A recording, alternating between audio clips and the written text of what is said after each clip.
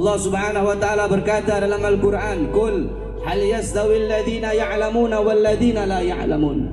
Allah katakan dalam Al-Qur'an, "Qul," katakanlah, apakah sama orang-orang yang alim, orang-orang yang berilmu dan orang-orang yang tidak berilmu?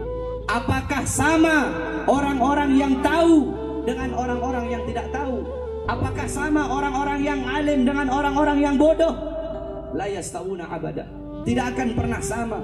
La fid dunya wala fil akhirah. Di dunia tidak sama, di akhirat tidak sama. Apanya tidak sama? Keadaannya tidak sama, ibadahnya tidak sama, duduknya tidak sama, makannya tidak sama, minumnya tidak sama, tidurnya tidak sama, tidak sama. Jangan kita samakan orang alim dengan orang bodoh, jangan kita samakan, karena tidak akan pernah sama. Orang alim duduknya ibadah, makannya ibadah, tidurnya ibadah. Bahkan tidurnya orang alim, tidurnya orang yang berilmu lebih ditakuti oleh iblis daripada sholatnya orang yang bodoh. Tidak sama, tidurnya ibadah, makannya ibadah. Mereka melangkahkan kaki-kakinya ke tempat yang diridhoi oleh Allah.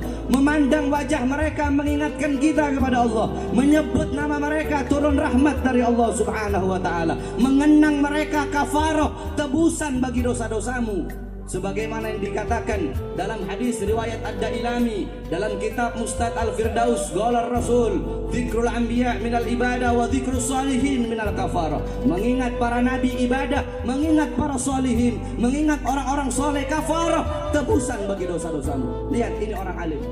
Jadi jangan-jangan kita samakan orang alim, orang yang berilmu. Kalian yang suka duduk di majelis ilmu dengan orang yang tidak suka duduk di majelis ilmu tidak sama keadaannya.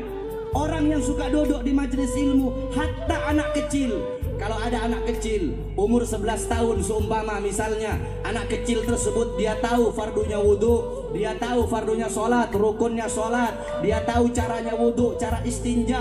Anak kecil yang tersebut kalau mau dibandingkan dengan seorang presiden yang pangkatnya tinggi, orang atau mau dibandingkan dengan orang yang hartanya banyak, tidak bisa disamakan. Masih lebih mulia anak kecil tersebut daripada presiden yang tidak tahu apa-apa.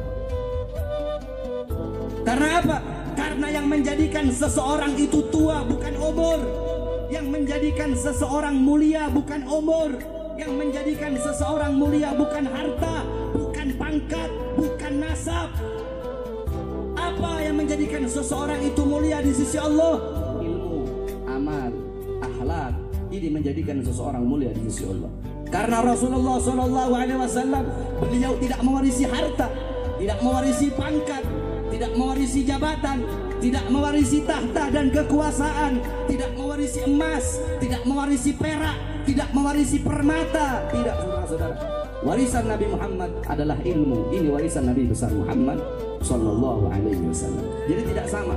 Orang yang alim duduknya ibadah, tidurnya ibadah, makannya ibadah, melangkahkan kakinya ibadah.